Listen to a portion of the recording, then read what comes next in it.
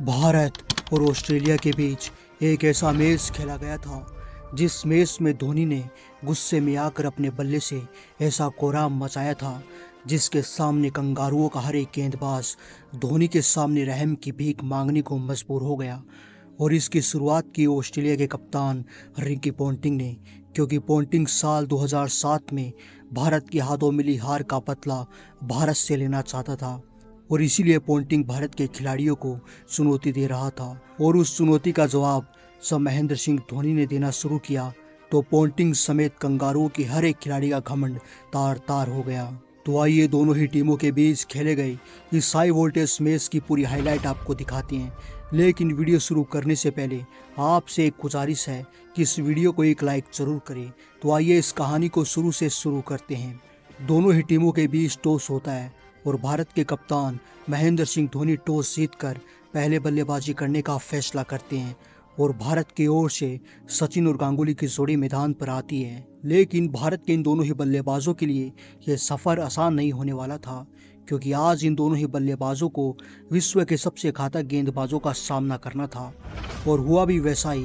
Kangaroo गेंदबाजों ने गांगुली को अपनी घातक गेंदबाजी से परेशान करना शुरू कर दिया, तो वहीं सचिन भी आज कंगारू के सामने संघर्ष कर रहे थे और लेथम की एक तेज तरार बॉल सचिन के पेट पर सार लगी। That's come in. That can be very close indeed. Was there a hint of inside edge? But एक पल के लिए लगा कि शायद अंपायर स्टीव बकनर सचिन को आउट करार दे देंगे, लेकिन ऐसा नहीं हुआ।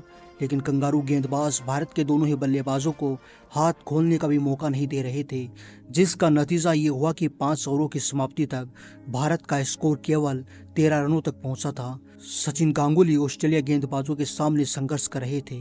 खासकर सचिन के पास पेटली की रफ्तार भरी गेंदों का कोई भी जवाब नहीं था। लेकिन जब लगने लगा कि भारत दबाव में आ चुका है, तभी गांगुली ने अपने हाथ खोलने शुरू कर दिए और ब्रेकन को आड़े हाथों लेते हुए कवर की दिशा में एक शानदार चौका लगा दिया। और फिर अगली ही गेंद पर गांगुली ने जोरदार प्रहार किया और बॉल को सीमा रेखा के बाहर भेज दिया। और फिर गांगुली ने एक और कवर ड्राइव लगाकर यह साफ कर दिया कि क्यों उन्हें ऑफ साइड का भगवान कहा जाता है। तो वहीं दूसरी ओर सचिन अभी भी कंगारू गेंदबाजों का सामना करने में नाकाम थे, लेकिन सचिन अभी भी मैदान पर टिके थे और भारतीय टीम के लिए ये काफ़ी था। गांगुली अपनी शानदार बल्लेबाजी के दम पर भारत के स्कोर को धीरे धीरे आगे बढ़ा रहे थे और भारत ने बिना विकेट गंवाए पावर प्ले समाप्त कर लिया। हालांकि स्कोर बोर्ड पर अभी केवल 35 रन थे, लेकिन गांगुली ने यहां से पूरी तरह आक्रमण करना शुरू कर दिया। कंगारुओं का ऐसा कोई भी गेंदबाज नहीं था जो गांगुली की मार से बचा हो और देखते ही देखते भारत का स्कोर 100 के पार पहुंच चुका था। अब यहाँ से सब कुछ सही चल रहा था। भारतीय स्कोर बोर्ड भी आगे बढ़ रहा था और गांगुली का पल्ला भी आग उगल रहा था। लेकिन उसके बाद वो हुआ जिसका डर हर एक भारतीय फैंस को था, यानी जो बल्लेबाज कंगारू गेंदबाजों की पिटाई कर रहा था उसकी पारी का अंत हो चुका था। यानी गांगुली कंगारू गेंदबाजों के शिकार हो जाते हैं और 41 के स्कोर पर गांगुली की तूफानी पारी का अंत कर दिया जाता है। गांगुली के आउट होने के बाद युवराज सिंह मैदान पर आते हैं और युवराज ने सचिन के साथ मिलकर भारत की पारी को आगे बढ़ाना जारी रखा।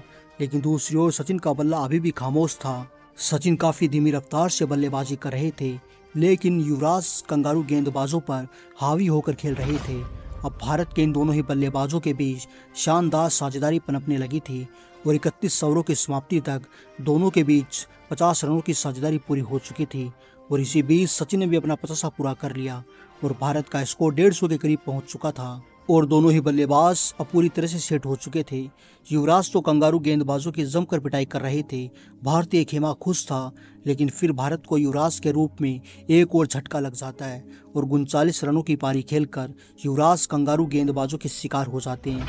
युवराज के आउट होने के बाद महेंद्र सिंह धोनी मैदान पर आते हैं। हालांकि युवराज के आउट होने के बाद भारत की रन गति धीमी हो गई थी, लेकिन धोनी ने आकर मोर्चा संभाला और सचिन के साथ मिलकर भारत के स्कोर को 200 के पार पहुंचा दिया।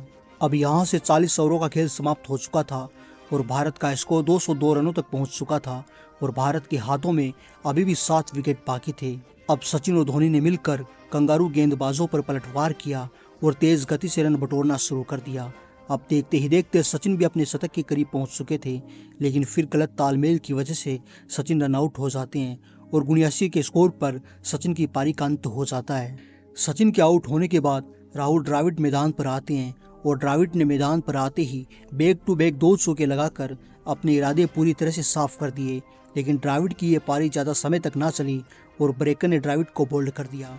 द्रविड़ के आउट होने के बाद रॉबिन उथप्पा मैदान पर आते हैं और उथप्पा ने शानदार चौके लगाकर रन गति को बनाए रखा और पारी की आखिरी ओवर में धोनी और उथप्पा ने मिलकर 21 रन बटोर लिए और 50 ओवरों की समाप्ति तक भारत के स्कोर को 291 रनों तक पहुंचा दिया और 292 रनों का एक विशाल लक्ष्य ऑस्ट्रेलिया के सामने खड़ा कर दिया।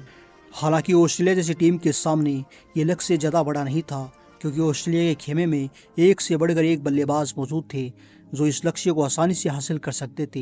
लेकिन भारत की पूरी आवाम को विश्वास था कि आज कंगारू भारत के गेंदबाजों के सामने घुटने टेक देंगे। खैर, लक्ष्य का पीछा करने के लिए ऑस्ट्रेलिया की ओर से एडम गिलक्रिस्ट और मैथ्यू हेडन की जोड़ी मैदान पर आती है। हेडन ने चौका लगाकर अपनी पारी का आगाज किया तो एडम गिलक्रिस्ट ने भी आरपी सिंह की बॉल पर शानदार चौका लगा दिया और 5 ओवरों की समाप्ति तक ऑस्ट्रेलिया का स्कोर करीब 40 रनों तक पहुंच चुका था। लेकिन फिर आरपी सिंह कंगारू के लिए काल बनकर सामने आते हैं और गिलक्रिस्ट का शिकार करके ऑस्ट्रेलिया को पहला झटका दे दिया। 17 के स्कोर पर गिलक्रिस्ट की पारी का अंत कर दिया गया।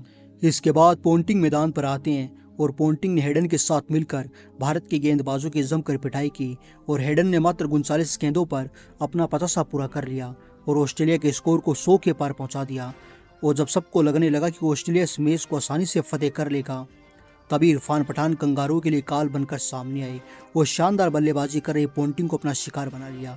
अब पोंटिंग के आउट होने के बाद साइमन मैदान पर आते हैं। अब एक छोर से साइमन रन बना रहे थे तो वहीं दूसरे छोर से कंगारू अपने विकेट गंवा रहा था, यानी कोई भी बल्लेबाज भारत के गेंदबाजों के सामने टिक नहीं पा रहे थे। इस मैच में साइमन ने 75 रनों की शानदार पारी जरूर खेली, लेकिन वो अपनी टीम को जीत दिलाने में नाकाम रहे और भारत इस मैच को 8 रनों से जीत लेता है। तो दोस्तों, भारत के शानदार जीत के नाम इस वीडियो को एक लाइक जरूर करें। आज के लिए इतना ही, मिलते हैं अगले वीडियो में एक और कहानी के साथ। तब तक के लिए जय हिंद, जय भारत, वंदे